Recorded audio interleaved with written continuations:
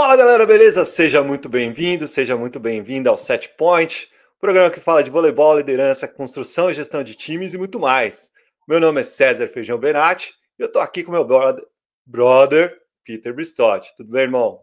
Fala Feijão, fala galera, caderninho, caneta multicor na mão. Tem alguém que lembra disso aqui, ó? Ô, louco. Para os jovens, a gente, assim, isso aqui é um equipamento super tecnológico, são 4 cores em um device, em um aparelho. Isso aqui, ó, vai mudar o mundo. Bora falar de voleibol e muito mais.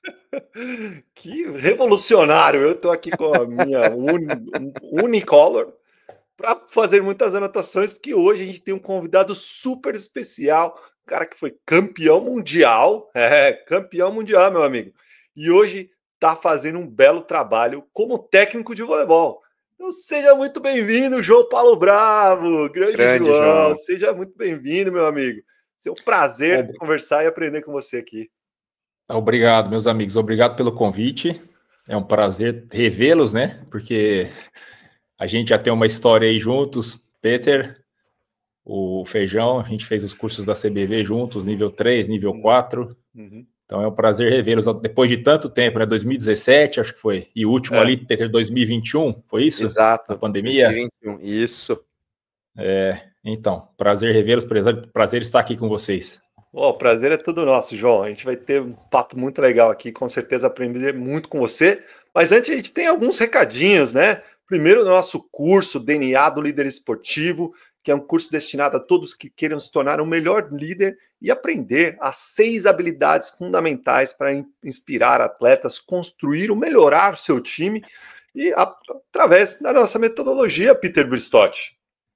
É isso aí, DNA do Líder Esportivo. Se você quer deixar sua marca no esporte, aprender os conceitos elementares, as 6 habilidades fundamentais para inspirar atletas, para você liderar o seu programa, com um bônus de César Feijão Benatti, que é o vôlei de praia, um módulo só sobre vôlei de praia, QR Code vai ficar aqui na tela um pouquinho, e também o link vai ficar na descrição do vídeo. É isso aí. E a gente também tem o apoio da Team GM, do nosso grande amigo GG Maciel. Se você quiser saber sobre o trabalho da Team GM, GG, Vinhedo, Matheus Bechara, Lorena, Rafael Vandergor, que é o cara que está lá na Turquia, perto lá do João. Então, acesse o site dele, geraldomaciel.com, e veja o trabalho espetacular que eles fazem com os atletas e técnicos de voleibol, agenciando essa galera, e eles são a melhor agência de atletas e técnicos de voleibol do Brasil, quiçá do mundo, planeta e região. Esses caras fazem um trabalho espetacular. Então acessa lá geraldomaciel.com para entender como que eles fazem esse trabalho espetacular. E Peter Bristotti, também temos apoio do nosso amigo Lucas Negrin, que hoje tem especial, hein? Aqui, pô! Chegou. Lucas Negrin! Chegou. Lucas Negrin, que é o maior entendedor de processos imigratórios do Brasil para os Estados Unidos e um grande sambista também. O cara toca cavaquinho. Olha, eu vou te falar, viu, velho? O cara veio aqui em casa, fez um samba, bicho. E ele toca umas coisas que, cara, eu sou um amante de samba e gosto muito de samba antigo. E ele me deu uma aula aqui. Falou, caramba, cara, como que pode alguém com essa face de um bom menino ser um sambista de mãos cheias? Lucas Negrin, seja muito bem-vindo, meu amigo. Vocês são muito bondosos, Peter Feijão, Bravo, prazer revê-lo aí.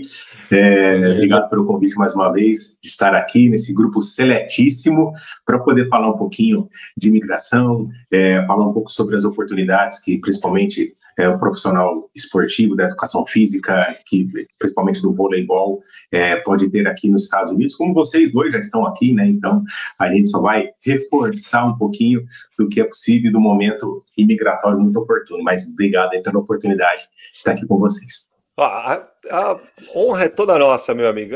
Você nos ensinou que temos quantas maneiras de vir legalmente para os Estados Unidos, Peter Bristotti?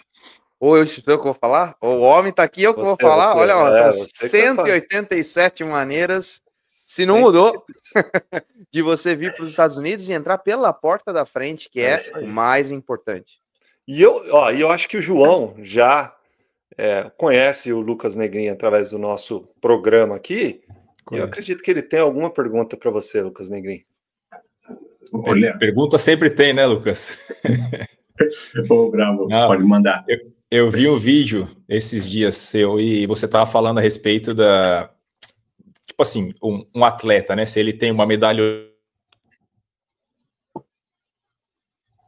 influencia na obtenção se você aplicar para o visto do EB1A. Vamos, um dos recapitular. Requisitos obrigatórios, né?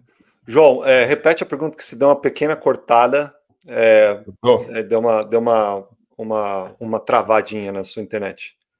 Tá. A questão de atletas que têm medalhas olímpicas ou mundiais, o quanto isso facilita na obtenção do visto do EB1A? Legal, João. Essa sua pergunta é muito interessante, porque o EB1A, ele é o primeiro na categoria de preferência dos Estados Unidos. Então, imagina uma pirâmide onde tem o EB1, EB2, EB3, EB4, EB5. O EB1 é quem chegou no topo da carreira. E medalha olímpica, campeonato mundial, um Grammy latino, um Oscar, isso são achievements, que a imigração chama, que você chegou no topo da sua carreira. Pouquíssimas pessoas conquistaram esses títulos. Então, você sim tem muitas chances de ter a obtenção do Green Card. Obviamente que, como eu já disse aqui outras vezes, a gente faz a lição de casa, a gente olha a audiência do programa e pega os atletas e profissionais do esporte mais bem posicionados e já faz uma pré-pesquisa com o nosso time jurídico. E, obviamente, que, João, você tem muitas credenciais por ser campeão mundial, ter outras atribuições, outros títulos, continua a carreira após atleta. Então, isso também te credencia a poder pleitear um visto na categoria EB1A. Obviamente que, quando o time jurídico começa a recrutar as documentações, eles vão entendendo cada vez mais o seu perfil, porque, imagina, para nossa audiência saber, o advogado, ele não vai até a corte americana para defender o nosso cliente, ele vai mandar evidências. Então, são cartas de pessoas que trabalharam com esse profissional, então é uma documentação muito robusta, de aproximadamente 800 a 1.000 páginas falando daquele profissional. Então, quando o nosso time começa a angariar todas essas documentações, eles podem encaixar no visto EB1A ou no EB2NW, dependendo do perfil daquele profissional. Mas, obviamente, que muitos atletas com títulos, principalmente internacionais, têm grandes chances de ser um EB1A. Que bacana, bacana, obrigado. Vamos trocar uma ideia em off depois. Ih, olha lá. Deu samba, vai dar samba. Vai dar samba, que isso. Vamos conversar, vamos dar uma conversa depois.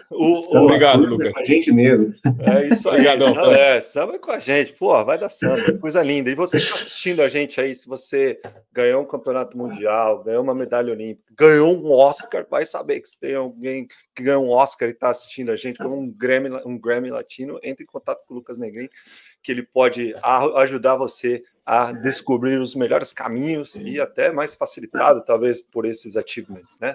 Não é só chegar aqui no aeroporto e mostrar a medalha. A medalha você mostra pro Lucas e ele vai arrumar um jeito aí de arrumar um cartãozinho verde para você. Coisa linda. Luquinhas, obrigado, meu irmão.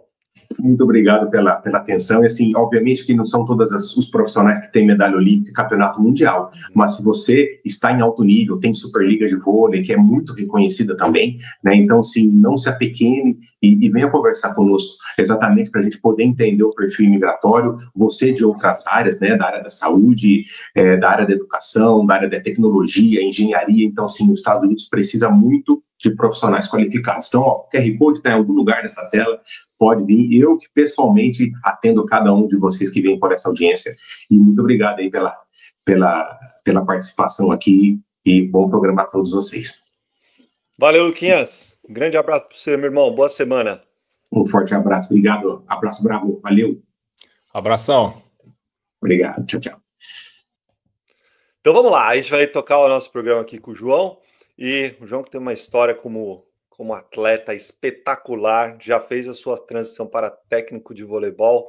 Full time, João? Full time, agora técnico? Full time. Técnico. Já aposentou-se como atleta, mas ele teve passagens, olhando aqui no currículo do cara, Peraí que agora eu perdi isso. Eu perdi o currículo aqui. Aqui, começou no Corinthians, né? Que eu lembro de você. Corinthians em São Paulo, isso. Lá no assim, o começo de tudo sempre foi no colégio, né? Na escola. Vamos falar disso, hein? Porque o Peter Bispo já brilhou o olho do cara aqui. Mais um começa, na verdade. Mas eu lembro de você. Então, eu lembro de você no Corinthians, porque eu tomo uma porrada de vocês.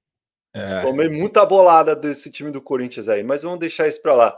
Mas na carreira profissional começou lá no Barão Hering, depois no Unisul Florianópolis, depois lá no Licomasseik, da Bélgica. Da Bélgica.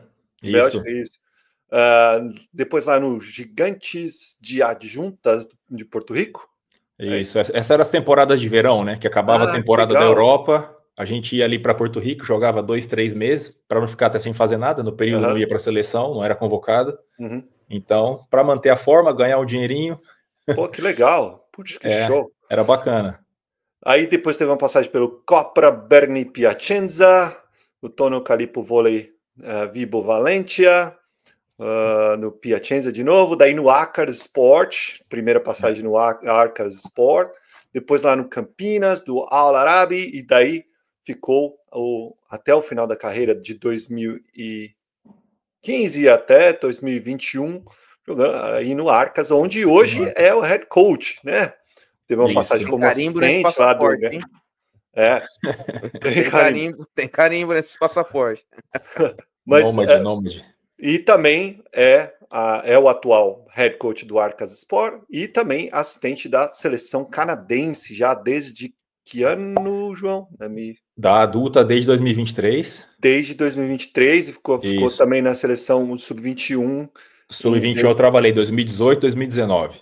Muito legal. Nossa, Canadá que é um programa muito, muito interessante. Tem muitos atletas de respeito lá, tanto no masculino como no feminino. Feminino tem muita menina jogando aqui nos Estados Unidos, inclusive. Praia e quadro.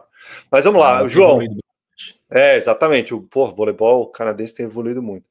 Como que você começou no nosso querido esporte? Qual foram os primeiros passos? No colégio, escola. No colégio. Mais ou menos 11, 12 anos de idade. E assim, meu pai e minha mãe eram professores de educação física, então eu cresci no meio do esporte, cara, praticamente. E ali no colégio era tanto futebol, basquetebol, voleibol, fiz um pouco de natação, sabe? Todo esse aprendizado motor aí, rodei, fiz de tudo um pouco, digamos. Mas o que me encantou e para onde eu pendi mais, assim, no final das contas, foi o voleibol. E assim, eu tinha 12 anos para 13 anos, aí comecei a me envolver mais com o voleibol, comecei a assistir mais voleibol, Mundial de 90, no Brasil, e aí você começa a ver aqueles jogadores pela TV, e aí em 92 já vem aquele boom, Brasil, campeão olímpico, sabe, acho que foi acarretando uma coisa na outra, e dali foi paixão. Muitos jovens da nossa geração, eu sou o quê? 79 ou 80? 79. Eu sou 80. Então, toda a galera da nossa geração foi altamente influenciada pelo finalzinho da geração de prata, a geração de 92, e aí, cara, foi um boom fenomenal de jovens da nossa idade naquela época jogando voleibol. Mas aí você, cara, se desenvolveu na carreira, teve aquele time espetacular do Corinthians, depois foi para o Nordeste junto com o Molino Amazonas, né? Sim. E quem eram as suas referências naquela época, e o que te fez realmente dar os próximos passos para chegar numa carreira profissional? Cara, assim, quando eu comecei, tipo, na escola, na minha cidade, o que eu tinha de referência ali? Que era uma cidade pequena. Você é de onde, João? Eu nasci em Presidente Prudente. Presidente Prudente, tá certo. Isso. E aí a gente morava ali no interior de São Paulo, um pouquinho mais pro interior, assim, mais afastado. Era 1 hora de Presidente Prudente, 1h30, que chamava Primavera a cidade. Uhum. E ali tinha o time da cidade, tinha o time da escola, dos jogadores mais velhos do que eu, no caso. Cara, a minha inspiração era aquilo ali. Tinha muitos jogadores bons na época, na cidade, sabe? E eu pensava, cara, eu quero ser igual a esses caras. E jogadores muito técnicos, né? Nossa geração tinha jogadores muito técnicos. Uhum. E aí você começa, como eu falei, a assistir o Mundial ali no Brasil. Aí você começa a assistir Zorzi, Bernardi, Toffoli, Cantagalli. Do outro lado tinha Joel Dispen, sabe? Os jogadores brasileiros, Renan, Xandó, Montanaro. Cara, era coisa de louco, sabe? É inspiração total. Mas assim, nunca pensei em chegar naquele nível nessa idade ali. Nessa idade, para mim, era os jogadores da minha cidade. Eu quero ser igual esse cara aqui, eu quero ser igual aquele ali, sabe?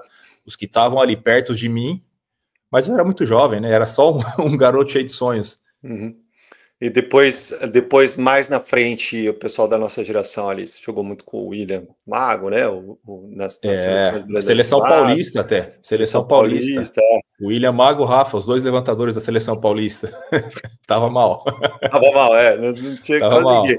Aí quem era também da sua geração? Ezinho, Canhoto, Lorena, Canhoto, Colim, central, não sei se vocês lembram dele, que hoje é técnico na Espanha. Colim, grande amigo também, tá na Espanha já há muitos anos, né? Pô, muito gente boa, Colim.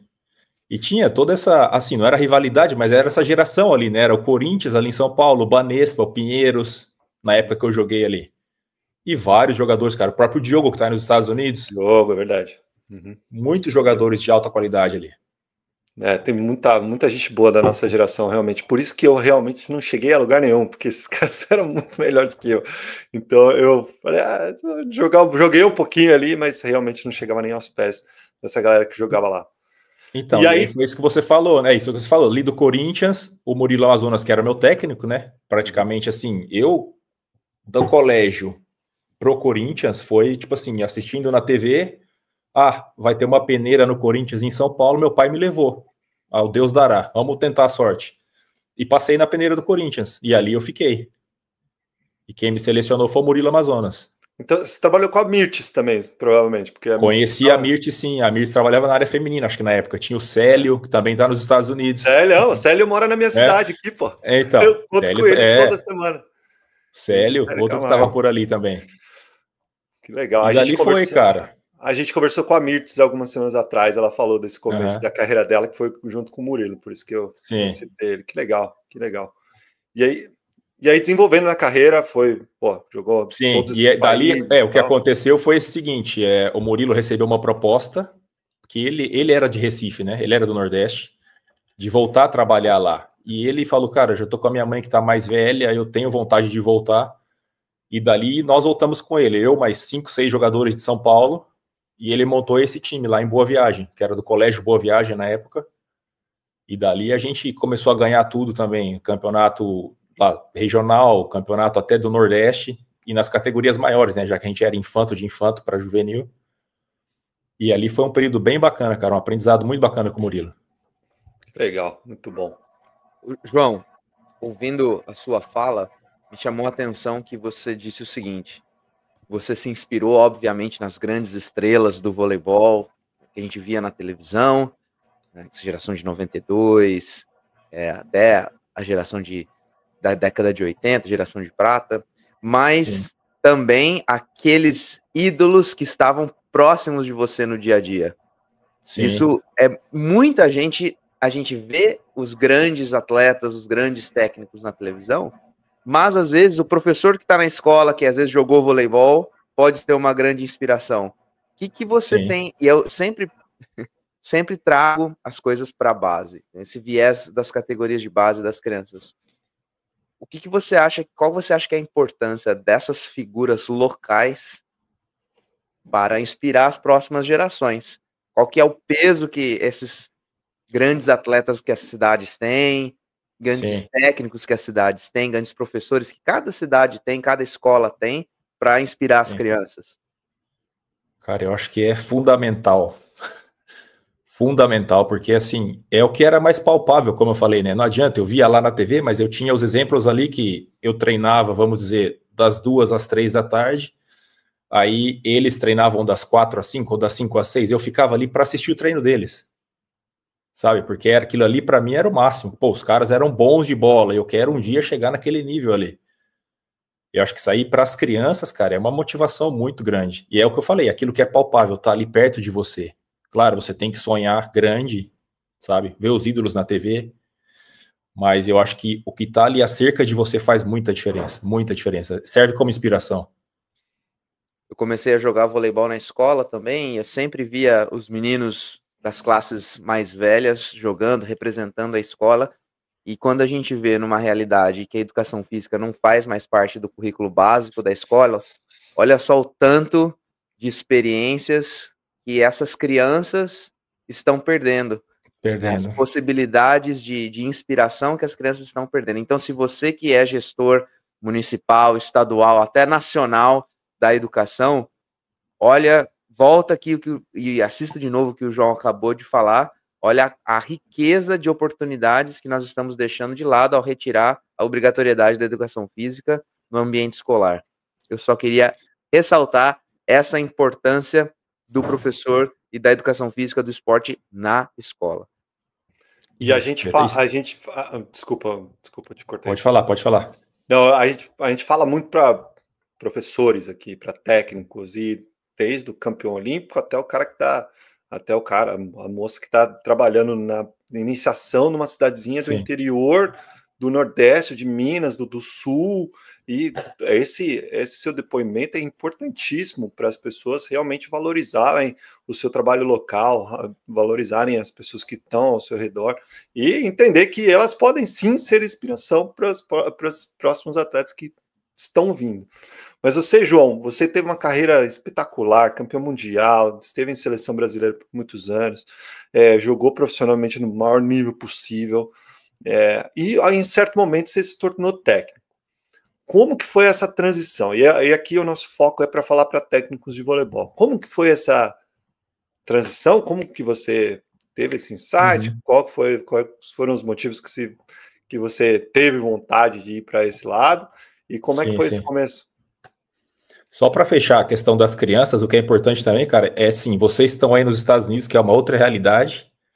Pensa o tanto de bons profissionais que nós temos no Brasil na base, que se tivessem a estrutura americana, o tanto que a gente não teria de sucesso. Pô, nem falo.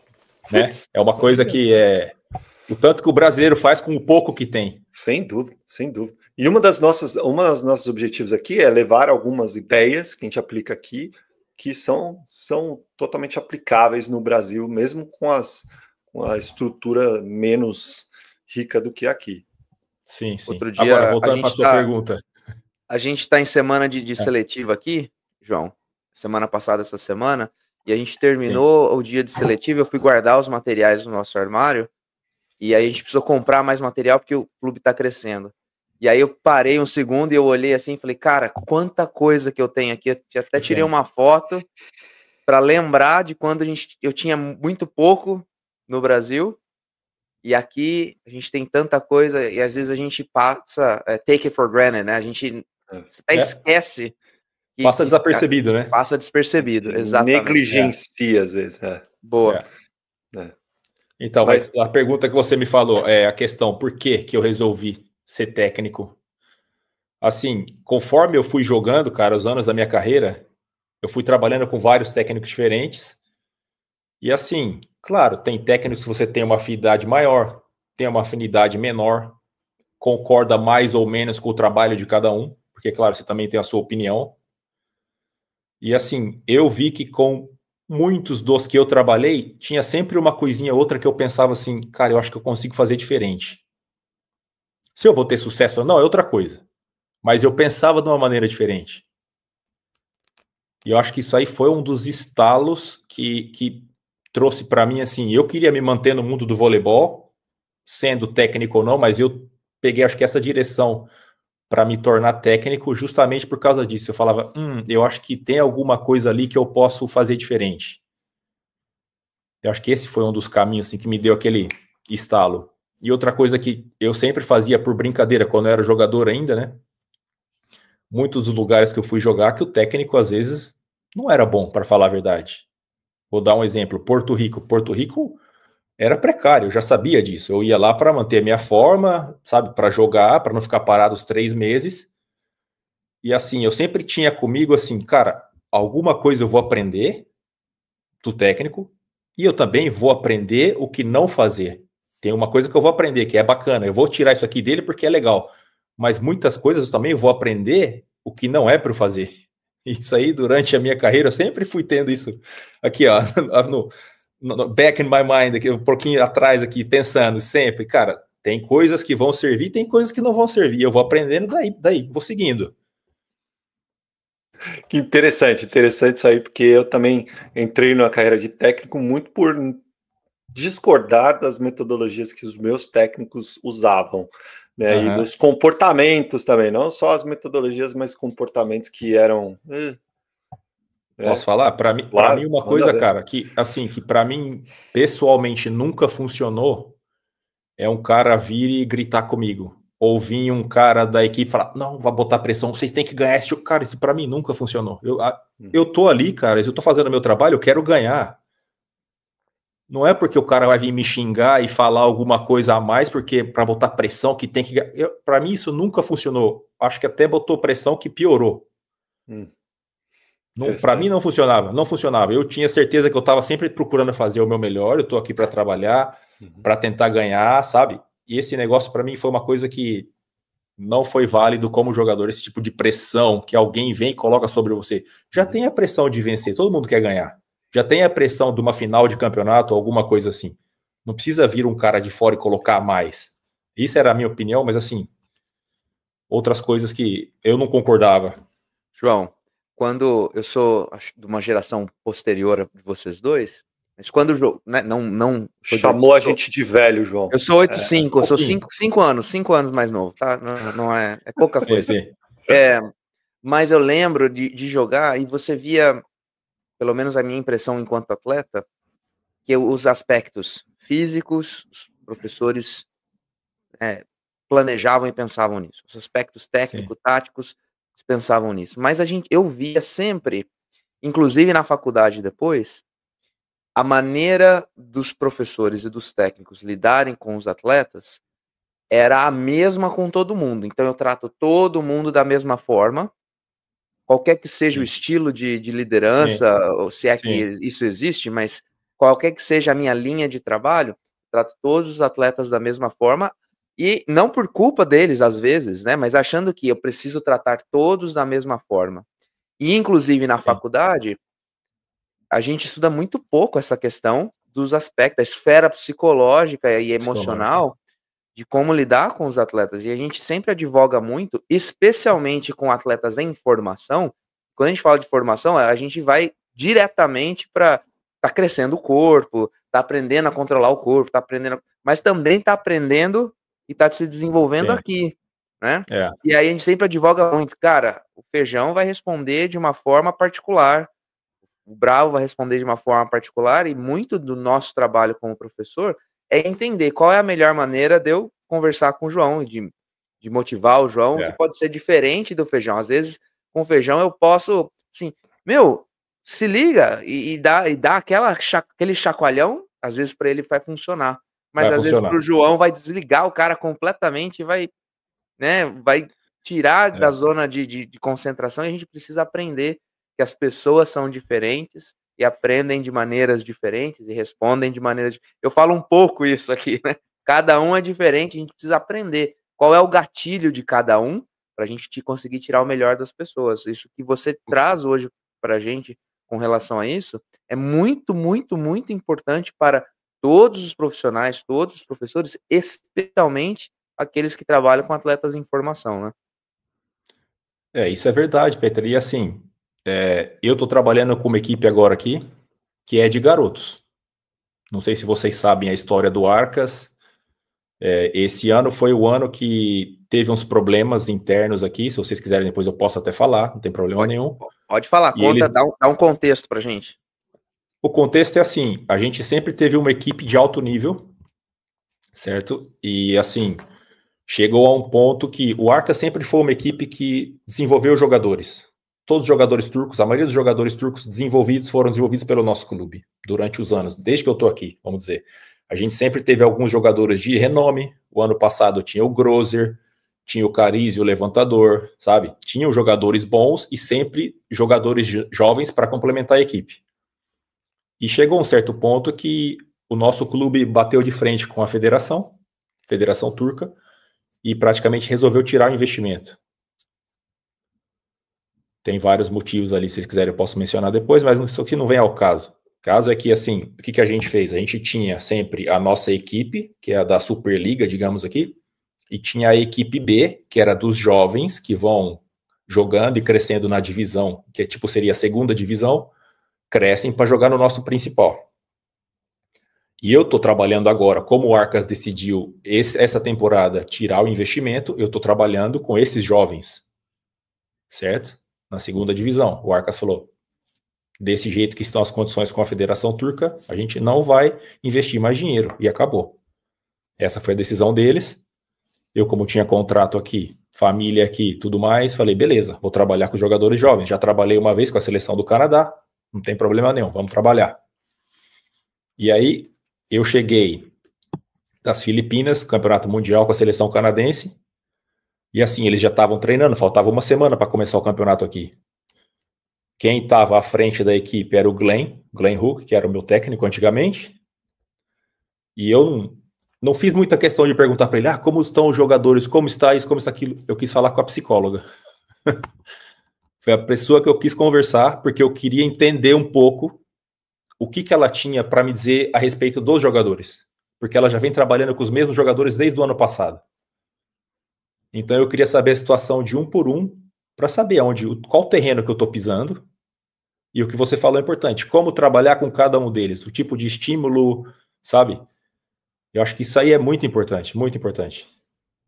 Outro exemplo que eu vou dizer agora, há 2 dias atrás aqui na Turquia, teve um baita de um terremoto, 6.1. Eu cheguei, foi à noite, às 10h50 da noite, eu cheguei no outro dia de manhã, cara, eu ia fazer um treino que exigia muito Primeira coisa que eu perguntei, como vocês dormiram?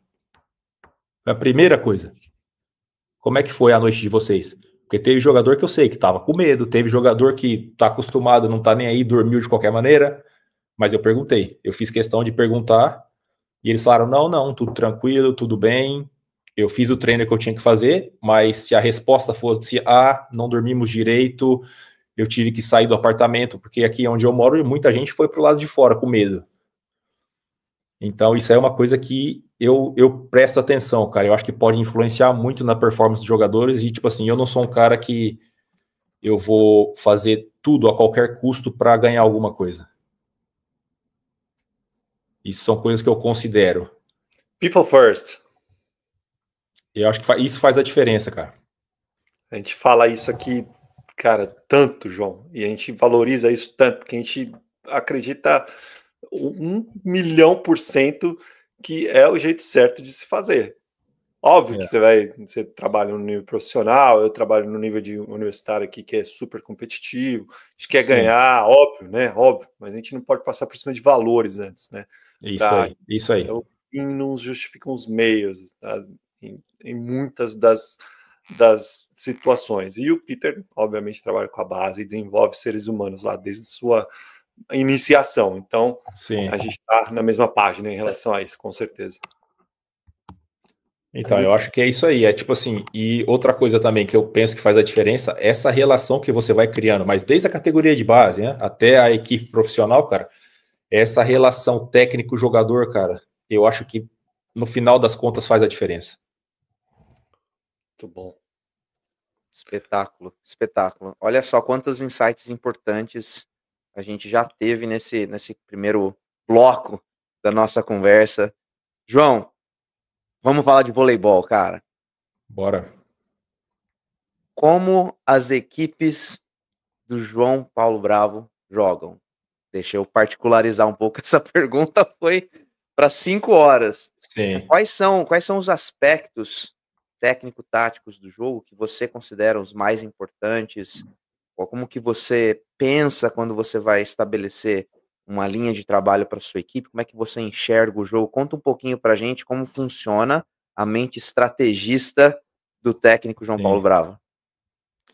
Assim, foi o que eu falei, Peter. Assim, você tem que, para mim, o grande lance é você se adaptar e conhecer o campeonato que você está jogando, os adversários e principalmente conhecer a sua equipe. O que a sua equipe é capaz de fazer? Porque, claro, tecnicamente, cara, todo mundo quer fazer o melhor, você quer desenvolver o seu jogador para ele ser o mais técnico possível. Eu era um jogador mais técnico do que físico. Então eu procuro levar para esse lado, para os meus jogadores. E eu sei que também vão ter aqueles que vão desenvolver tecnicamente mais rápidos, tem outros que vão desenvolver tecnicamente serão mais lentos, o processo é mais longo, mais complicado. Mas assim, a minha equipe, o que eu penso é isso aí, você tem que jogar tecnicamente, claro. Se cada jogador melhora 1% tecnicamente, no final das contas, o benefício da equipe vai ser bem maior. Isso é o que eu tenho em mente, certo? De fazer. Procurar desenvolver meus jogadores tecnicamente. Aquela história assim, o jogador ser independente. Eu proporcionar para ele essa, vamos dizer, uma metáfora, ele tem que ter aquela caixa de ferramenta dele, sabe? Para tal situação, ele abre a caixa de ferramenta dele. Peraí, meu técnico me ensinou, nessa situação aqui eu consigo atacar paralela, eu consigo atacar diagonal, eu consigo dar aquela agarrada no bloqueio, rejogar, sabe? Não tornar o jogador só limitado na porrada, fecha o olho e ataca de qualquer jeito que vai dar certo. Não é assim. Voleibol hoje em dia, o nível está muito alto para você. O jogador que faz uma coisa só, hoje em dia está morto. Não sobrevive. Olha que interessante isso que você traz para a gente. E você trabalhou tanto na seleção canadense quanto aí na Turquia com atletas de primeiro escalão, mais experientes, que têm um nível de rendimento maior, e atletas que estão logo ali, já quase chegando lá, né? Quais são para você, João, as principais diferenças entre esses dois níveis que são tão próximos um do outro? Porque quando a gente tem um convidado que trabalha com adulto, e aí a gente faz um paralelo do Feijão que trabalha com universitário, e a gente faz um outro paralelo comigo que trabalha com a base, às vezes a gente pensa e a gente consegue imaginar num espectro a distância entre esses níveis. Mas, às vezes, e a gente consegue identificar as maiores diferenças. Mas quando a gente vai trazendo esses níveis bem pertinhos um do outro, né? Talvez ali um sub-21 de um adulto, ou um mirim de um infantil infanto, essas diferenças já começam a não ser mais tão gritantes. Mas ainda há algumas diferenças. O que você percebe? Aí você pode, se você quiser, fique à vontade de fazer um paralelo com a seleção Sim. canadense e aí na Turquia. Quais são as principais, talvez até semelhanças e diferenças nesses dois níveis? Assim, se eu comparar um jogador sub-21 que eu tinha no Canadá com o sub-21 aqui da Turquia, o sub-21 do Canadá, ele é um jogador muito inteligente, só que voleibolisticamente falando, ainda falta. Falta experiência, falta muita coisa. O jogador turco, ele tem muita rodagem de jogo já, nessa idade, aos 21 anos, mas a cabeça ainda falta. O jogador canadense, ele consegue se manter por mais tempo focado. O jogador turco já tem mais dificuldade. E eu acho que vai assim, claro, vai questão país por país, cultura por cultura, educação, não educação. Por isso que eu falei, cara, eu acho que é importante essa adaptação. Eu não posso querer chegar num jogador, pedir uma coisa para um jogador canadense, a mesma coisa que eu vou pedir para o jogador turco. Tinha jogadores meus do primeiro ano que eu estava no Canadá com a seleção sub-21, tinha o meu assistente, o assistente ele é da faculdade de Waterloo. Ele falou assim, cara, tá vendo aquele moleque ali, aquele jogador? Esses dias ele teve que parar o treino porque ele estava dando uma entrevista de um projeto que ele fez para a NASA. Aí eu, muito legal. Não, muito legal, mas passar uma free ball ele não consegue. Tipo assim, é legal, ele é inteligente, ele assimila tudo, perfeito. Mas a bola de graça, cara, ele não consegue passar uma bola de graça na mão. Essa é a diferença. E o turco aqui, por cultura, assim, é um jogador que já para de estudar muito cedo, porque começa a ganhar dinheiro jogando vôlei. E assim, não se dedica tanto nesse lado de estudar o voleibol. Aqui, cara, o jogador turco que tem um pouco de talento, ele ganha muito dinheiro.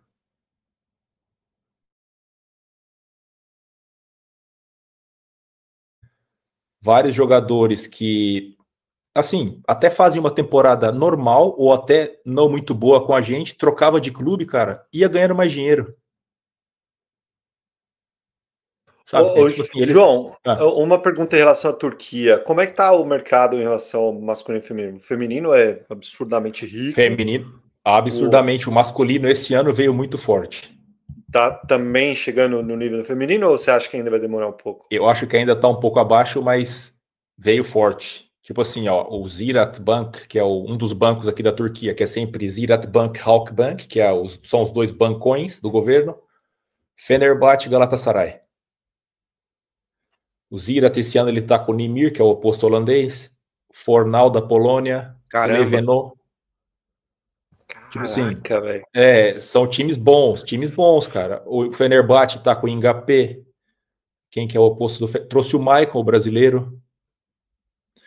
Repatriou o Lagumdia, que é o oposto que estava em Civitanova, voltou para cá, ele como turco, para jogar aqui bem mais fácil, né? Sim. Então, assim, os times estão investindo. O outro time do Halkbank tá o Leal, Sokolov.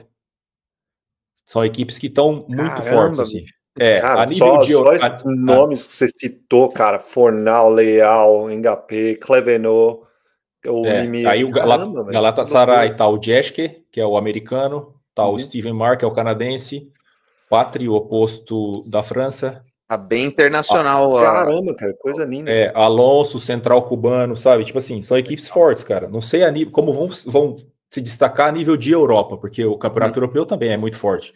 Mas assim, pro campeonato turco, estão bem fortes. Legal. João, e qual que quais são as principais diferenças? Então vamos pensar agora, dentro da Turquia, desses mais jovens para os mais velhos, e dentro do Canadá, dos mais jovens para os mais velhos. A diferença de um para outro nos dois lugares. Porque você já falou para a gente da diferença cultural, ou diferenças que podem ter origem na cultura e na história de cada país, mas assim, dentro do mesmo país, da diferença de categoria, quais são as principais diferenças que você enxerga?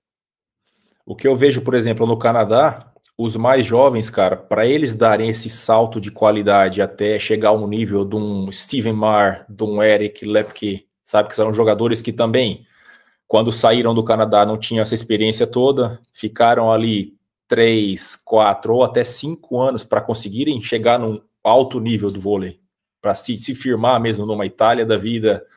Tem o central, o Finn McCarthy, que já está no segundo ano na Polônia, e foi jogadores que há 3, 4 anos atrás estavam na República Tcheca. Então, essa bagagem que eles precisam ganhar até chegar no alto nível, eu acho que isso é a diferença. É essa consistência que falta para eles crescerem no jogo.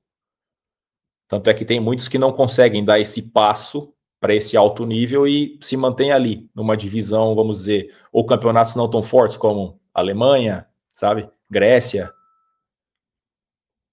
Aqui na Turquia, penso que seja a mesma coisa. Mesma coisa. Como são poucos os turcos muito bons, eles são muito valorizados, e aí é aquela, muito dinheiro, alguns deles que já têm um pouquinho mais de consciência do tanto que ganham de dinheiro, até se esforçam um pouco mais. Alguns deles, digamos, que estavam aqui com a gente, foram para a Itália jogar. Efe Mandirati, que joga em Piacenza, era um dos jogadores nossos aqui do Arcas, começou com 9 anos de idade. O Lagumdia, que é o oposto, são os dois irmãos, né? Jogaram aqui com a gente também. Agora estão na Turquia, o oposto estava na Itália. Mas assim, cara, é a consistência e a experiência durante um certo período de tempo. Para mim, acho que é a grande diferença entre as categorias sub-21 e esse adulto que seria já nesse alto nível. Cara, que legal. João, com a sua... Você já faz quanto tempo que você está atuando como técnico? Quantos anos? Assim, eu com a Sub-21 do Canadá em 2018 e 2019, foram 2 temporadas, eu era o head coach, eu fui o técnico. Aí no Arcas comecei a trabalhar como assistente em 2021, depois que eu me aposentei. Estava como assistente até o ano passado. Esse ano eu estou de head coach do Arcas. E na seleção canadense, na adulta, eu estava como assistente técnico, desde 2023. Então, legal. Tuas primeiras experiências como técnico foram lá em 2018. Nós temos aí quase uma década já de atuação como técnico, mudou alguma coisa na sua cabeça de lá de 2018, quando você iniciou como técnico? Maneira como você viu o jogo, ou quais eram as suas prioridades como técnico para hoje? O que mudou na cabeça do técnico João Paulo Bravo desde lá, quando você começou a ser técnico, mesmo assistente, para hoje? Sim. Assim, acho que não são muitas mudanças. Claro, você vai amadurecendo, você vai ganhando um pouco mais de bagagem, de experiência, você vai vendo muito o que essas experiências vão te acrescentando, tipo assim, a experiência, assim, a troca de conversa com outros treinadores, ou até outros jogadores que eu joguei, que hoje em dia são treinadores. Vou citar alguns exemplos, o Weber, o levantador, que é assistente dos Estados Unidos, técnico no Japão, próprio Girbich, técnico da Polônia, Vital Henning, técnico da China, todos esses caras eu joguei junto. Então, tipo assim, a gente se encontra, cara, na Liga das Nações, a gente conversa a respeito de voleibol, sempre tem uma coisinha a mais ou a menos que você pode pegar de um ou de outro. Eu lembro o Velasco tinha uma frase muito boa que ele falava que quando ele começou, ele era o rubatore de ideia, que ele roubava as ideias dos outros treinadores, sabe? Ele pegava um pouquinho de cada um ali, cara. Isso eu acho que é fundamental você ter essa mentalidade, sabe? Você tem que ver o que é bom, cara, e tentar adaptar no seu estilo de jogo, no seu modo de trabalhar. É isso que a gente tenta fazer aqui nesse podcast, João. Então, eu tive uma experiência muito bacana com o Velasco. Assim, sempre jogava contra, né, na Itália. E aí, quando eu estava no Bahrein com a equipe canadense, né, no Mundial, no Sub-21, teve o dia da gente ir embora do torneio e teve um carro lá particular que ia me levar para o aeroporto. Era uma van, na verdade, né? Essa van parou na frente do hotel, abriu a porta, eu entrei para ir para o aeroporto. Quem que tá dentro? O Velasco. E aí, tipo assim, eu conhecia ele me conhecia, eu já joguei contra ele era técnico na outra equipe da Itália. E a gente começou a conversar, cara, e ali, eu fiquei com ele dali, o aeroporto, o voo, a gente foi pra sala VIP, ficamos ali 2, 3 horas conversando a respeito de voleibol, sabe? Pra mim, são coisas que não tem dinheiro que paga. Uma masterclass. Essas experiências vão te acrescentando sempre alguma coisa, sabe? E é muito bacana.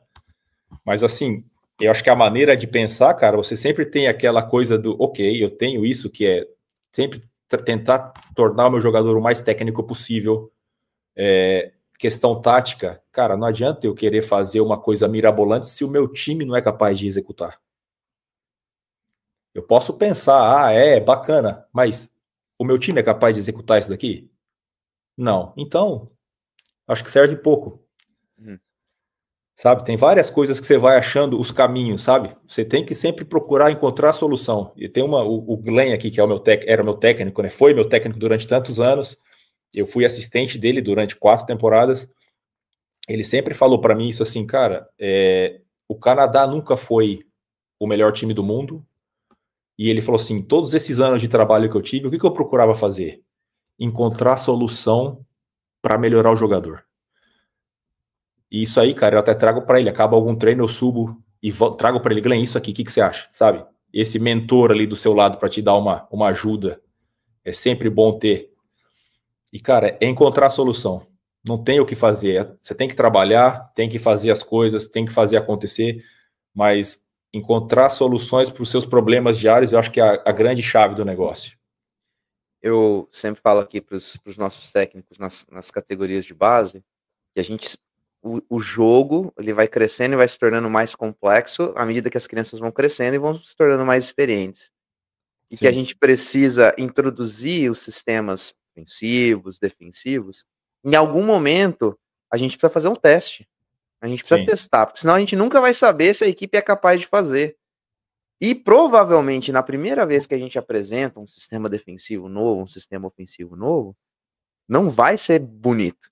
Não vai dar certo, mas a gente precisa proporcionar experiência para as crianças e para os jovens, para que depois, quando ele chegar aí com Feijão, com você, pelo menos, quando você apresentar alguma coisa para eles podem falar assim, olha, eu já vi algo parecido com isso. Ampliar esse leque de possibilidades, para que daí depois vocês não tenham tanta dificuldade, tem que começar do zero com um cara, com uma menina que são adultos já. Olha a responsabilidade dos professores das categorias de base de não ficar fixo em apenas uma maneira de jogar, porque a gente não sabe lá na frente o que esse atleta vai precisar, onde que esse atleta vai jogar, quais são as necessidades do campeonato, quais vão ser as necessidades da equipe. Então, eu acho que para nós, professores da base, e eu queria ouvir um pouquinho o que você diria para o professor que trabalha com a formação de jovens atletas, dessa importância. Sim, nós temos nossos campeonatos, nós temos que buscar, né, um lugar mais alto no pódio, se você trabalha num projeto com esse foco, mas antes disso, as categorias são de base. A gente precisa dar essa formação ampla para que depois esse atleta que tem a condição de chegar nesse alto nível possa, pelo menos, ter um resquício lá na memória. Ó, já fiz algo parecido com isso. O que você acha que os professores que trabalham com a base podem, ou em que eles podem focar para preparar esse atleta para uma estrada longa, que é essa do voleibol, e chegar num nível mais alto? Assim, o que eu penso, Peter, é que você falou, tem que ver sempre o contexto que esse professor se encontra. Vamos dizer, num clube. Às vezes tem muito clubes, cara, que ele coloca a pressão no técnico de ganhar. Você tem que vencer, senão o seu emprego está em risco ou algo do tipo. Eu acho que o clube que é consciente, cara, e que ele quer desenvolver o jogador, ele tem que dar total liberdade para o técnico para desenvolver o jogador. Essas experiências que você falou, sabe? Proporcionar essas diferentes experiências. E assim, desde os mais jovens, digamos, 10, 12, não fazer uma coisa muito específica, digamos, em termos de, vamos dizer, posicionamento, posição. Só o central não pode passar uma bola. Claro que ele pode passar uma bola. Sabe? Tipo assim, cara, eu tenho meus opostos aqui, eu tenho 2 jogadores que eles são opostos. O treino de recepção, eles fazem. Eles fazem. Tipo assim, é uma coisa a mais para eles. E claro, vai ajudar o nosso time também. Tenho certeza que se tiver um jogador que saca forte, se eu precisar de uma linha de 4 em recepção, eles estão prontos. Eu acho que isso aí é uma coisa que depende muito do contexto que o treinador ali da categoria de base está, mas o ideal seria proporcionar todas essas experiências e preparar ele para quando chegar na categoria adulta ter toda essa bagagem. Foi aquilo que eu te falei. Ter essa caixa de ferramenta ampla para poder fazer muitas coisas. Espetáculo, muito bom. Já o que você tocou no assunto de conversar com outros técnicos, vamos entrar no nosso momento Nerdola, que hoje ficou para mim. Fiquei muito feliz. Estou muito feliz no momento Nerdola. João, como você estuda? Você tem alguma rotina de estudos? Quais são os meios que você mais utiliza para estudar, para se desenvolver como técnico? Cara, rotina eu não tenho, não. Mas todo dia eu faço alguma coisa. Eu não tenho uma rotina, hoje eu vou fazer isso. Não. É assim, é podcast, assistir treinos de outros treinadores, conversar com outros treinadores. Agora mesmo, antes de ter conversado com vocês, estava conversando com o cara que eu trabalhei, o Thomas Samuelvu, que foi o técnico do Canadá, tá lá no Japão, o finlandês, sabe? Que se tornou meu amigo depois que eu trabalhei com ele. E a gente sempre trocando ideias. Eu acho que isso aí é fundamental. E aí tem a parte de, cara, eu leio coisa de psicologia do esporte, livros, o The Art of Coaching Volleyball, Gold Medal Square, tudo isso daí, cara, é coisa, vamos dizer, básica, sabe? Mas assim, eu sou um cara que eu procuro sempre dar uma bisbilhotada em outras áreas também para entender. Para entender, tipo assim, eu vou conversar com o meu fisioterapeuta falar, ele tá com uma tendinite patelar, não sei o quê. Cara, eu tenho que saber o que é aquilo ali, sabe? Eu tenho que ter uma noção básica. Eu vou conversar com o preparador físico, eu preciso saber o que ele tá fazendo, se ele tá fazendo trabalho de força, se ele tá fazendo trabalho, sabe? Para ter uma noção, eu não posso ser totalmente cego de, o que ele faz tá bom, eu preciso confiar. Claro, eu vou confiar, mas eu gosto de entender um pouquinho da fisiologia, um pouquinho da anatomia, sabe? Na faculdade a gente aprende também. Mas é por causa de, tipo assim, procurar saber um pouquinho mais de cada coisa para estar interagindo quando acontece tal situação, você ter mais conhecimento, eu penso que ajuda muito. Espetacular, muito bom. E aí E aí tem aquela, tipo assim, como a gente está no Canadá, eu até, antes de começar a trabalhar com a seleção adulta do Canadá, eu não conhecia o Volley Station. Sempre foi o Data Volley. Aí começamos a trabalhar com o Volley Station. Então, tipo assim, é uma coisa a mais que vai acrescentando, uma maneira diferente de trabalhar. Sabe, isso aí eu acho que são coisas que, outras coisas que, esse exchange com os técnicos também, é uma coisa que proporciona para a gente também. Nesse verão, a Itália ficou lá no Canadá 2 semanas. O De Jorge abriu os treinamentos para a gente assistir. Sabe, pô, depois você conversava com ele depois do treino, ele perguntava alguma coisa, sabe, que ele é um cara muito aberto, muito, muito bacana. Cara, essas experiências não tem, sabe, não tem preço. O que eu falei antes, a coisa do Velasco não tem preço. Isso aí só acrescenta muito. Exatamente, cara. Que legal. Muito bom. João, vamos então aqui agora entrar no nosso próximo quadro, que é o Ataque e Defesa. Aqui no quadro Ataque e Defesa, a gente tem 4 perguntinhas que a gente faz para todos os nossos convidados e você fica à vontade para responder como quiser. Sim. Primeira pergunta para você é o seguinte: nos últimos 12 meses, hoje eu falei certo, nos últimos 12 anos, você lembra? Hoje eu falei certo. Nos últimos 12 meses, no último ano, o que você aprendeu, que você incorporou no seu trabalho, que se tornou parte importante do seu trabalho? Cara, assim, eu procuro incorporar, né, no dia a dia. Eu acho que, assim, uma coisa que eu vi que é uma coisa que faz a diferença, na minha opinião, é como a liderança do técnico, ela pode influenciar o resultado do grupo, pode influenciar a maneira que o staff trabalha, sabe? Esse comprometimento. E a falta dessa liderança do técnico também, acho que leva para um lado que não é tão... Não sei, eu acho que o resultado não é o mesmo. Eu acho que pode fazer muita diferença esse leadership do treinador, sabe? Essa questão do saber delegar.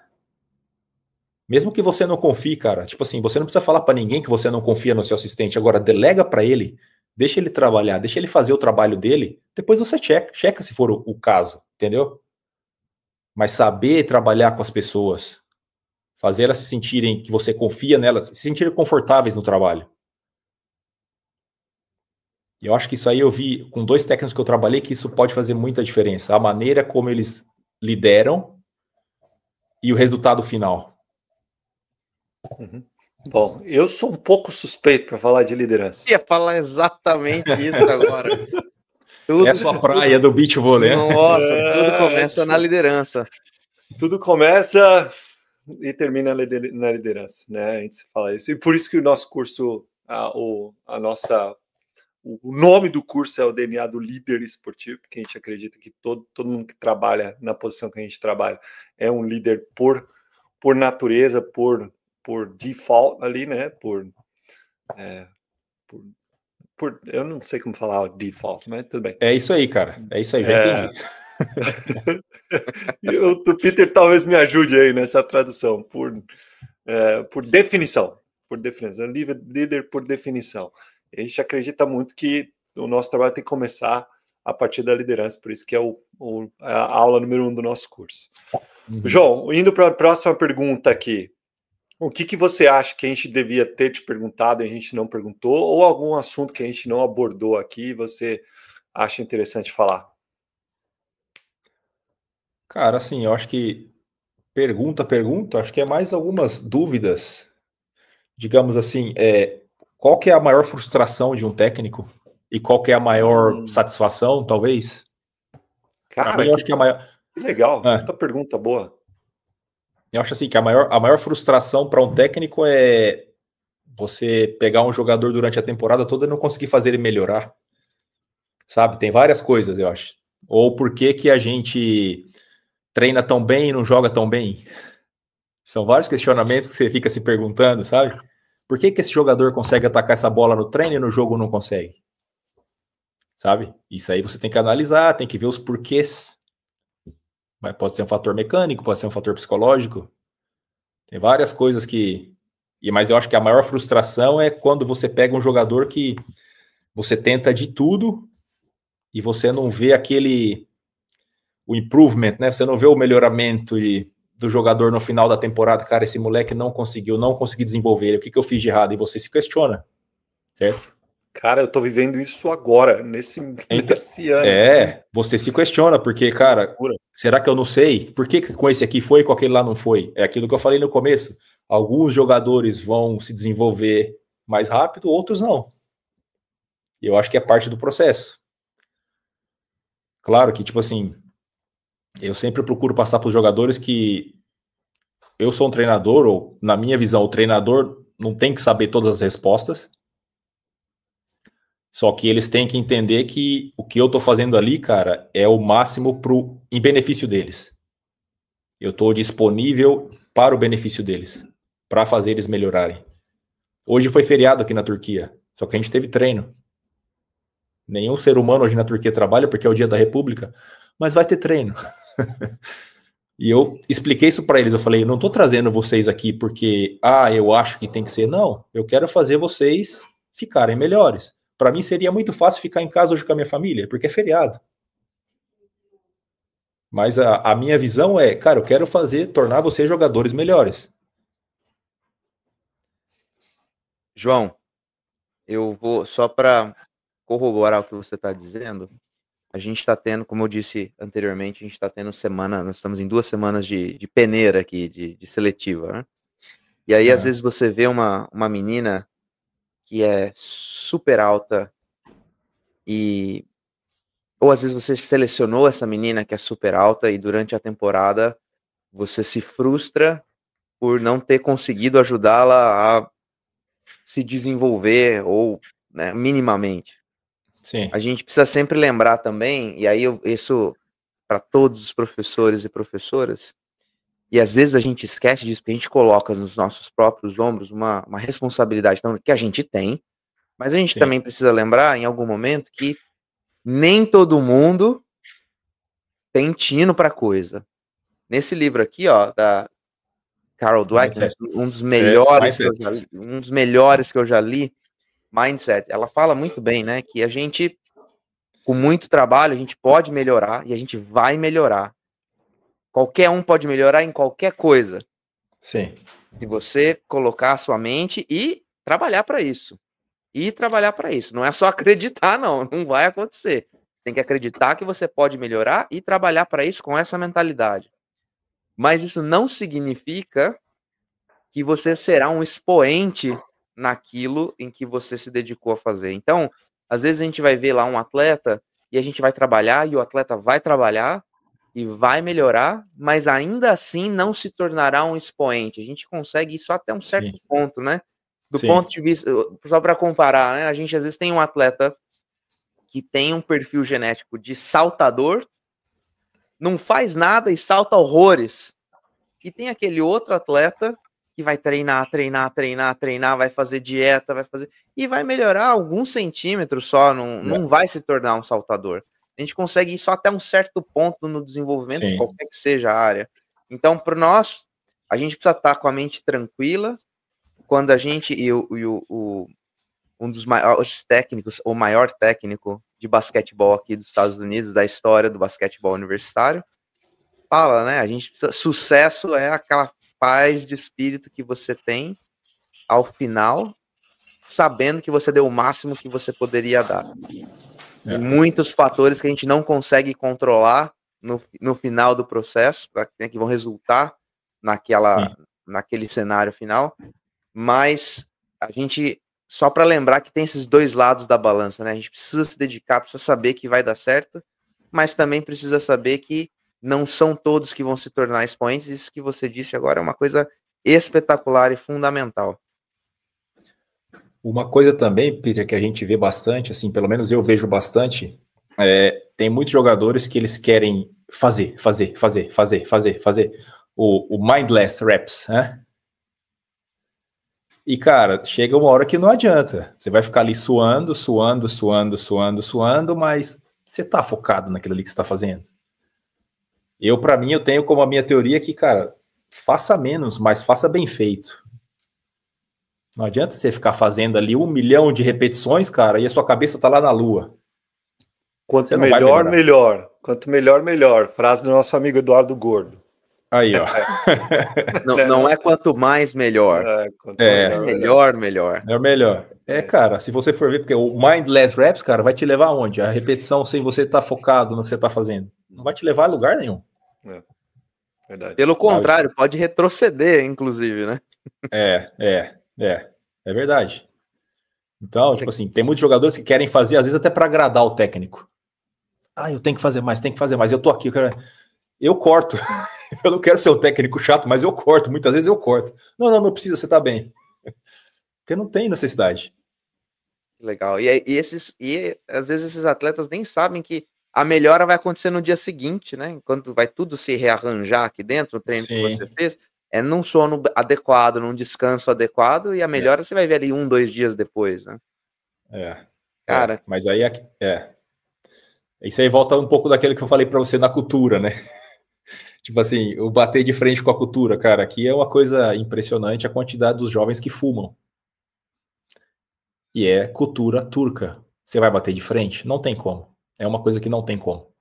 Eu sacaneio muito, eu brinco muito com eles. Eu brinco muito, porque a cultura do turco é tomar o chá deles, que eles chamam de chai, e o cigarrinho, né? Depois do treino. E eu falo, galera, alongamento, chai, mas cigarro não. E eles riem que se matam, né? Porque eu sei que eles vão fumar. Eu tenho certeza que eles vão. É tipo assim, eu me faço meio que de bobo, né? Não, cigarro não, hein? Só pra sacaneá-los, mas, cara, são coisas que não tem como bater de frente. Cara, que coisa interessante essa questão cultural. Eu poderia, com todos os nossos convidados aqui, fazer um episódio só para perguntar sobre as diferenças culturais, que eu me amarro nessas curiosidades, cara. Curiosidades, cara, muito legal. João. E tem coisas que você tem que ser maleável. Você não tem como você bater de frente, cara. Você tem que respeitar, você tem que sacanear eles, sabe? Você sabe que eles fumam, mas eles sempre. Se você vê eles com cigarro, eles tentam se esconder, sabe? Cara, é muito, muito engraçado. Poxa, que legal, que interessante. João, próxima pergunta aqui para você. Cara, você tem alguma pergunta que você gostaria de fazer para a gente, ou algum comentário? Essa aí é uma coisa assim, a gente comentou aqui, né, a questão da educação física, não ser mais uma disciplina, né, que é obrigatória na escola, né? E assim, eu queria perguntar para vocês o seguinte, eu acho, na minha visão, que isso é um dos fatores. O outro fator da base é a falta de investimento no Brasil, falando de Brasil. E assim, foi acarretando, claro, devido à situação econômica do país, certo? Pô, acho que foi o que eu e o Feijão falamos ali no começo, época do Banespa, cara, quantos jogadores não saíram do Banespa?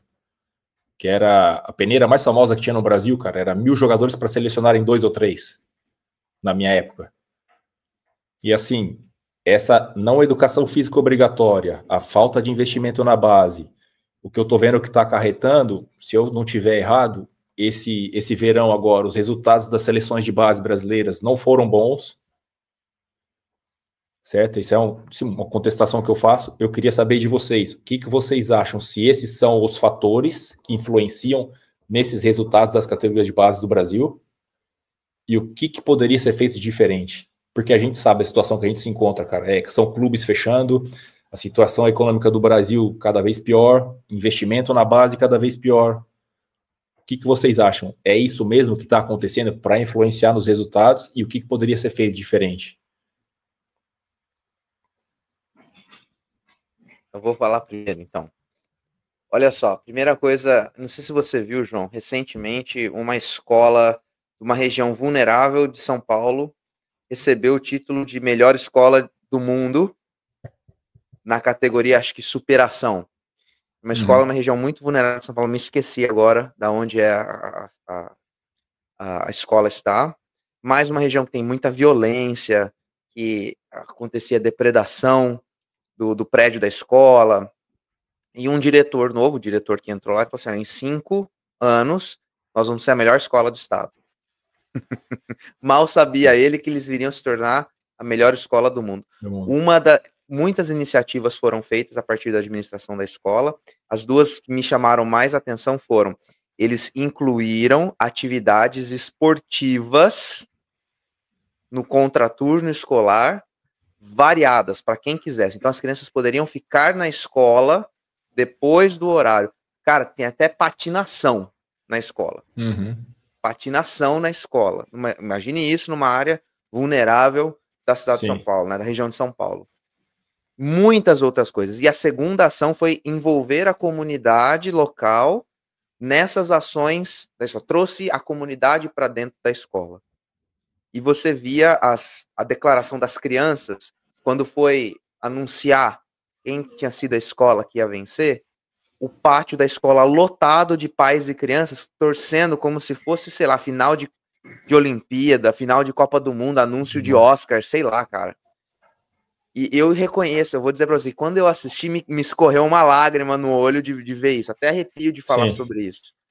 Então, acho que a primeira coisa que eu diria é que a gente olha para o macro, então, gestão, economia do país, mas existe muita coisa que nós, no nosso pequeno universo ali da nossa escola, que nós podemos fazer.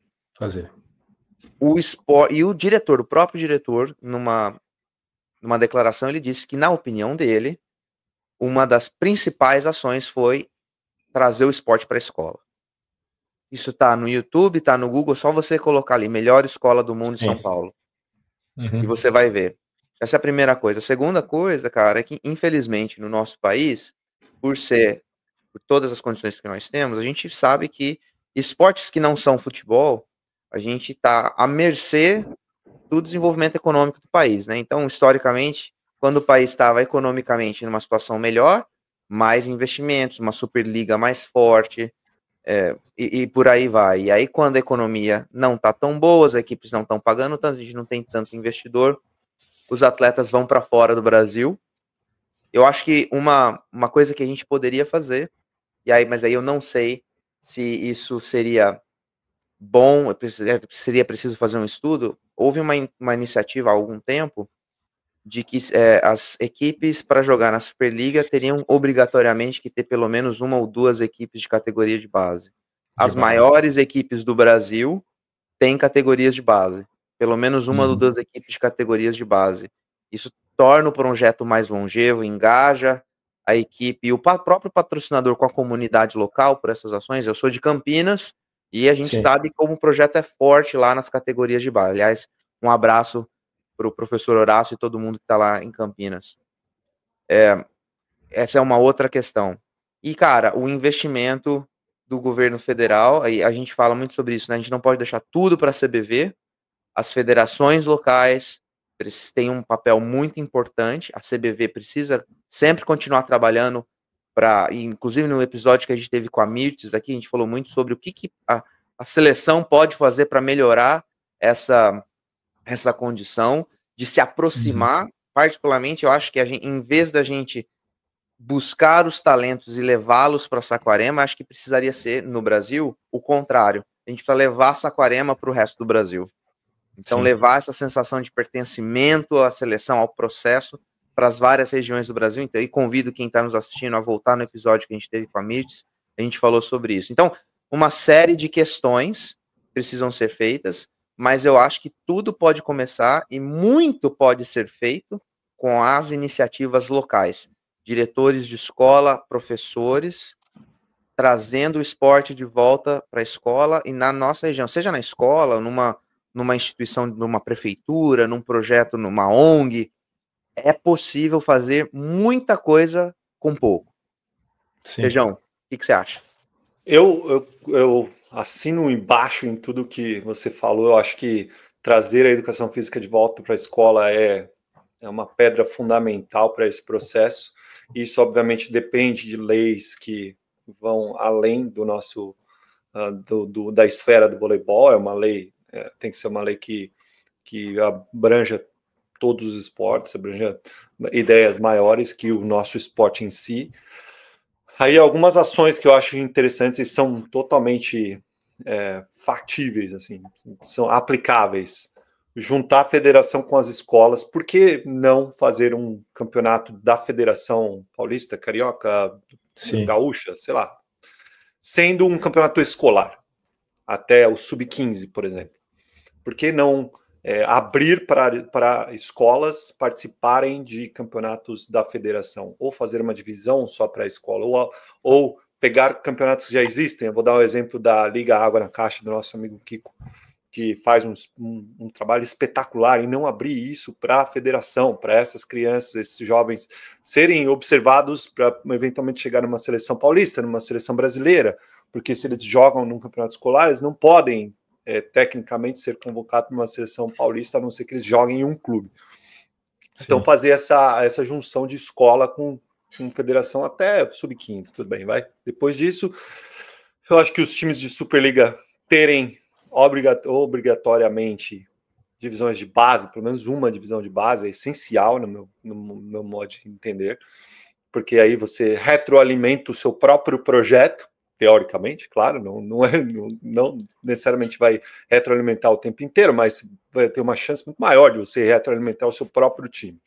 Aí fazer uma liga, Superliga B e C, sendo universitário, que é a ideia dos Estados Unidos, abrir o campo universitário para esses times universitários representarem as suas universidades numa Superliga B, numa Superliga C, que até aconteceu em algum momento.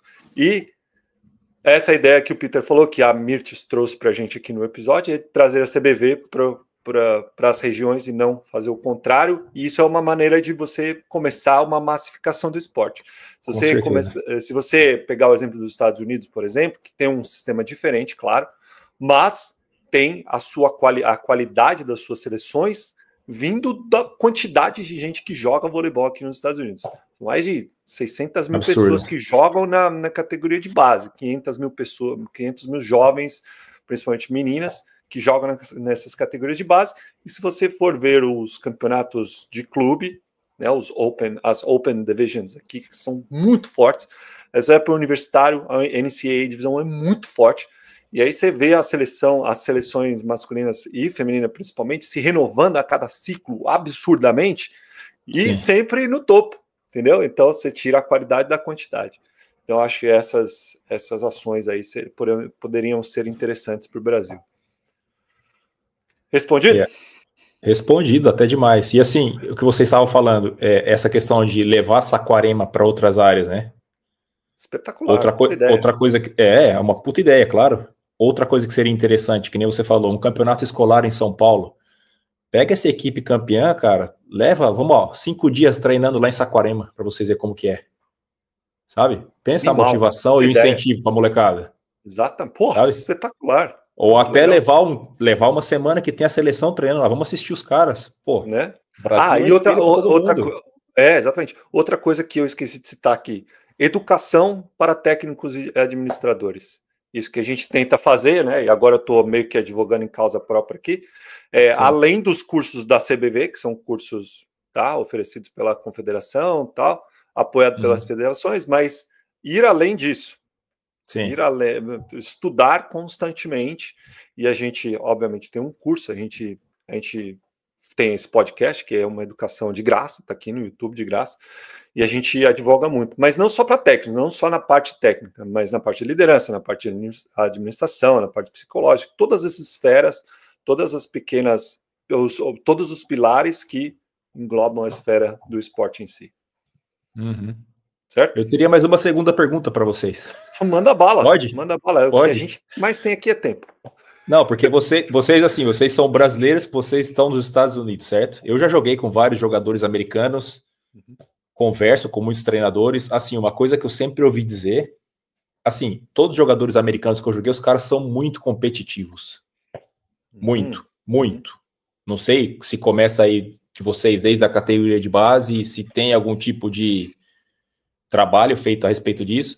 E outra coisa que eu ia falar, esse mental toughness que eles têm, dos caras serem duros aqui, cara. Mentalmente os caras são duros na queda, sabe? Isso é uma coisa que eu sempre vi muito dos americanos. Tem um trabalho feito para isso aí especificamente? Cara, eu acho que o americano é competitivo de natureza. O americano é baseado em competição, em tudo. Desde os primeiros anos na escola, o cara, a menina, eles são estimulados a competir. O mercado americano é competitivo. Impõe isso. Eu acho que o americano ele vive numa sociedade que é baseada em competição. Né? E aí você pode até levar para a esfera política, a esfera mercadológica, capitalismo, você pode fazer várias análises em várias diferentes direções, e a competição vai sempre estar lá. O cara é estimulado, ele vive numa sociedade que é estimulado e é competitivo o tempo inteiro. Entendeu? Então ele acaba desde os seus primeiros passos no esporte ou não, vivendo numa sociedade que compete o tempo inteiro. E tá tudo certo, é o que é, entendeu? É o que é, sim. É o que é, não tem juízo de valores. É o cara estimulado a competir, velho. João, entendeu? Entendi. A minha primeira temporada aqui em 16, 17, a gente tinha um sub-13 e um sub-14. E eu vindo com a minha mentalidade e minha experiência no Brasil, e a gente foi fazer um exercício de controle de bola, né? E era sobre a rede e tudo. E aí, eram as meninas contra o relógio, era o grupo inteiro contra o relógio. Então tinha uma meta lá de não sei quantos toques na bola, quantas vezes a bola tinha que passar por cima da rede, contra o relógio. E a gente tinha 2 grupos fazendo. E eu só falei assim, os 2 grupos, que eu queria mais toques na bola, então dividi a quadra em 2 bolas, dobro de toques na bola, de possibilidade de toques na bola. E na minha cabeça, era isso que estava acontecendo. Eu tinha 6 numa meia quadra, 6 na outra meia quadra, e cada grupo tinha que, sei lá, fazer 30 bolas por cima da rede em 5 minutos, alguma coisa assim. Quando acabou os 5 minutos, que eu sempre coloco um cap, que a gente tem que continuar. Qual foi a primeira pergunta que me fizeram? Quem ganhou? Quem ganhou? Tem placar? Quem ganhou? E aí, aos pouquinhos, a gente vai aprendendo, né, cara, que isso pode ser muito bom. O problema não está, eu sempre falo isso, o problema não está na competição, mas no valor que a gente atribui à competição. A competição por si é um martelo, é uma ferramenta. Ela pode ser usada para construir ou para destruir. Mas, cara, é isso. O americano eu ia responder a tua pergunta assim, ó. Desde pequeno, vamos dizer, né? Nossa, cara. Desde os primeiros desde passos. pequeno. Você vê 2 irmãos, 2 crianças pequenininhas dentro de casa. Quem que corre mais rápido? Quem que, sabe? É sempre assim. Sempre. E eu acho que a segunda pergunta, a segunda pergunta que você fez em relação a eles serem mentalmente tough, né, mentalmente fortes, é uma consequência desse estímulo à competição. Um efeito colateral, um efeito colateral. Ele vive tantas experiências competitivas e ele está acostumado a perder, a ganhar, e muitas vezes, né, você vê, aqui, dificilmente você vê um time em qualquer esporte sendo campeão de uma maneira invicta. Né? O time de beisebol, o melhor time de beisebol que joga 160 jogos por temporada, o cara tem, sei lá, 95 vitórias e 70 derrotas, velho, entendeu?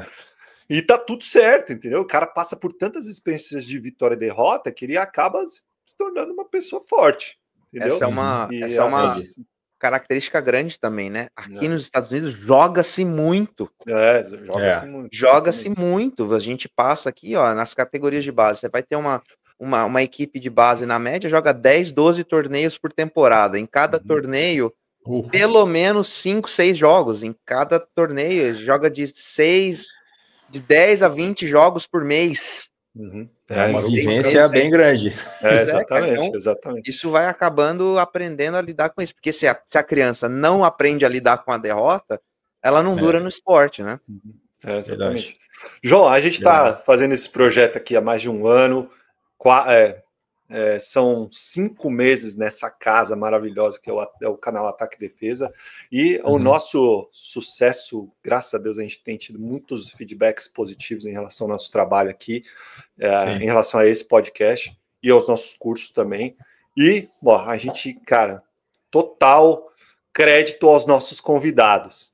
E para a gente continuar esse nosso trabalho aqui, a gente pede para todo mundo que tem essa conversa com a gente aqui para indicar 2 pessoas para a gente ter um papo bacana como esse. Então, você pode indicar aí duas pessoas bacanas para a gente entrevistar aqui? Somente técnicos ou jogadores? O que você quiser. Quem você quiser. Cara, o primeiro que eu indicaria é um cara que eu sou fã de carteirinha, Não sei se vocês já chamaram ele, o Wallace, o posto do Sada. Ainda não, mas tá na lista. É um cara que, para mim, se ele joga nesse nível que ele tá até hoje, é devido a toda essa qualidade que ele tem. Não, impressionante. Eu sou muito fã do Wallace. Para mim, foi em 2016 disparado o melhor jogador da Olimpíada. E acho que ele era um cara que seria bacana contar um pouco da experiência que ele teve. Jogou um ano aqui na Turquia, foram campeão da Copa Turca aqui, um time que era mediano, e ele fez a diferença. Show. Então, eu acho que seria bacana ouvir um pouco dele também, o que ele tem para contar. Legal. Outro cara que eu acho que também seria bacana, cara, conhecer, que muita gente talvez não conheça, é o cara que ele é assistente da França hoje, Diógenes Zagonel. Não sei se vocês conhecem. Não. Brasileiro, joguei com ele na Barão Ceval. Que legal, pô. E ele é assistente do Toulouse, ele está há muitos anos na França. Sabe, ele acabou a carreira dele na França como jogador. Se eu não estou enganado, foi mesmo no Toulouse, nesse clube, né, da Liga Francesa. Agora ele é assistente técnico lá. E, cara, 2 anos atrás, na VNL, eu tô lá, ele é assistente técnico da França. Que legal. E pouca gente sabe. É um cara que está fazendo um trabalho bem bacana. E é aquela história, tipo assim, nas Filipinas lá, cara, todas as equipes no mesmo hotel, todo dia de manhã, malhação, era eu, ele, o assistente do Japão, o outro assistente da França, que legal. O grupinho dos assistentes, malhando, conversando, trocando ideia. Então, essas coisas fazem a diferença, cara. Ele é um cara que eu acho que seria bacana também conhecer o que ele tá fazendo, o que ele fez, os caminhos que ele trilhou para chegar onde ele chegou. Pô, sensacional. Muito bom. Muito bom. Muito bom. Pô, João, cara, obrigado, cara. Valeu mesmo por essa conversa. Quase 1h30 aqui trocando ideia, muitos insights. Tenho certeza que todo mundo que assistiu aqui anotou coisa pra caramba. Eu anotei 2 páginas completas aqui e com certeza vou reassistir e anotar mais ainda. Então, obrigado, cara. Sucesso para você aí. Pô, quando a gente fez aquele curso lá em 2017, eu já, cara, vi e falei, puto, o João vai arrebentar, cara, vai arrebentar, porque só de ver a sua história como jogador e a disciplina que você tinha, tudo que você conquistou como jogador, eu falei, cara, esse cara tem o drive e tem a disciplina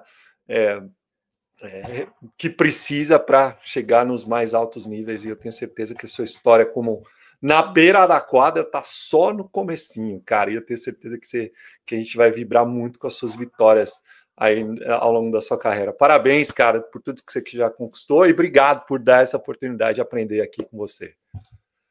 João, obrigado mais uma vez por você ter salvo um pouco do seu tempo, destinado um pouco do seu tempo, para não correr o risco de falar errado aqui em rede nacional. E já foi. Obrigado por ter vindo aqui conversar com a gente. Tudo que o Feijão falou, eu desejo a você a mesma coisa, em dobro. Desejo muito sucesso, cara. Inspirador ouvi-lo falar com essa calma, com essa clareza de raciocínio.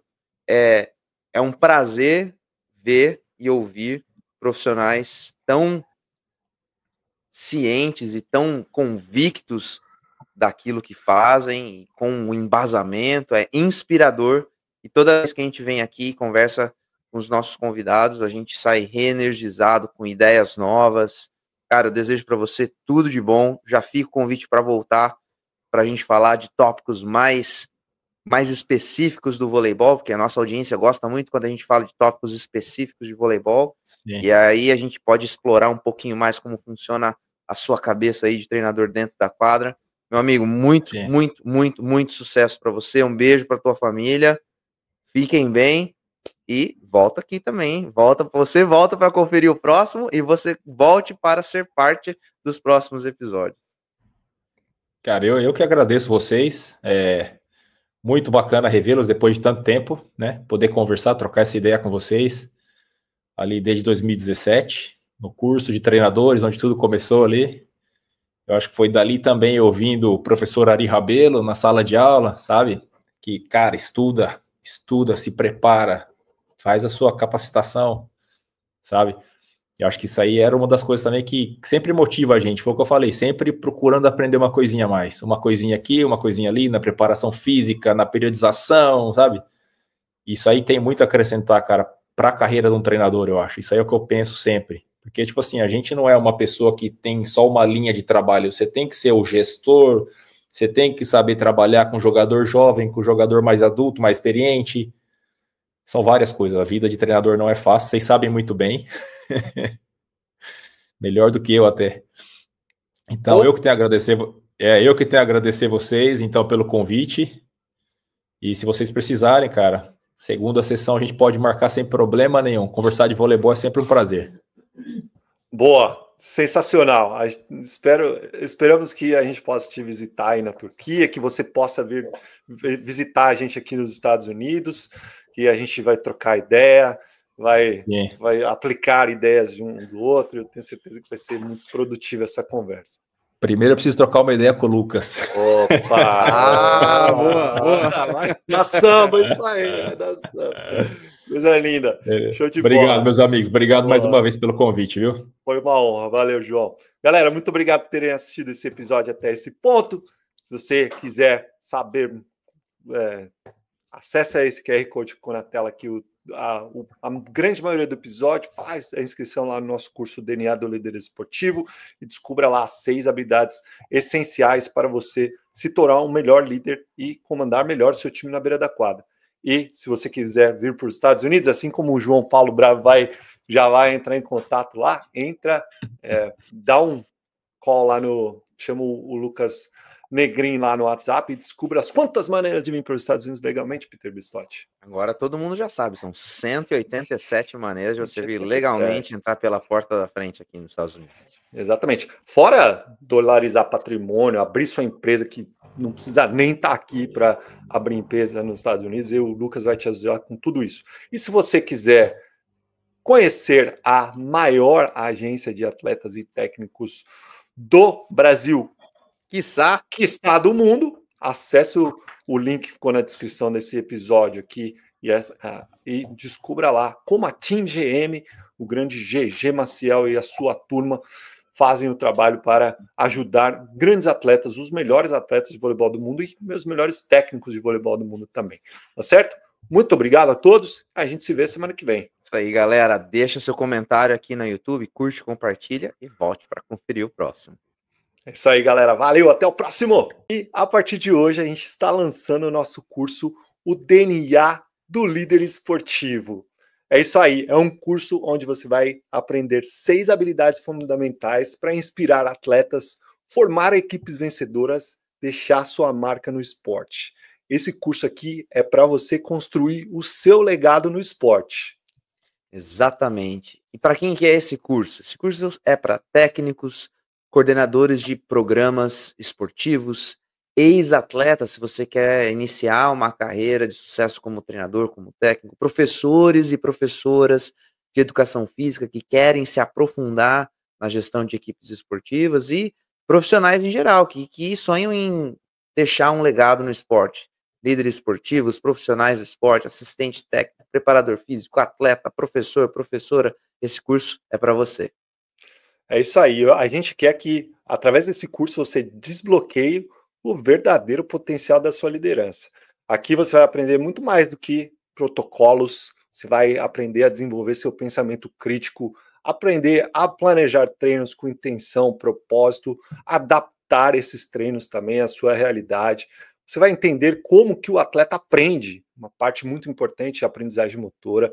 Você vai se tornar um professor muito mais completo, reflexivo, preparado, e você vai poder criar suas próprias dinâmicas. A gente não quer que você repita o que está por aí, a gente quer que você crie as suas próprias metodologias, tá certo? Então, aqui você vai descobrir como conectar teoria com prática da base e do alto nível. Sempre eu falando um pouquinho mais em relação ao alto nível e o Peter falando em relação à base. E a gente tem muitos módulos desse curso que vão fazer você ter esse tipo de ferramenta. No final do curso, então a gente espera que você tenha autonomia, uma visão estratégica para liderar suas equipes, que você seja capaz de identificar e desenvolver os talentos com equipes de alta performance, e aí nós não estamos falando somente do altíssimo nível, não. Você pode ter uma alta performance nas categorias de base também, a gente vai falar muito sobre isso nesse curso. A gente quer que você deixe um legado de valor como técnico, como gestor, que você seja reconhecido, reconhecida pela sua excelência profissional.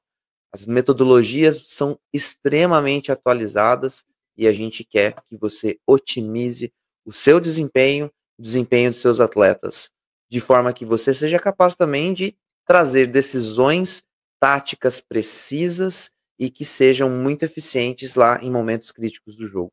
Não espere mais para adquirir esse curso e para construir um legado que vai durar muito tempo. É isso aí. E a gente tem um cronograma de aulas que são 6 módulos básicos que vão falar de liderança, planejamento, aprendizagem motora, aspectos táticos, estatística e um módulo extra que é de voleibol de praia, que também vai te dar muitas ferramentas para você trabalhar com todos os seus atletas em todos esses âmbitos. E a gente gosta de falar das nossas teorias de uma maneira holística. Tudo está conectado, uma coisa está conectada com a outra.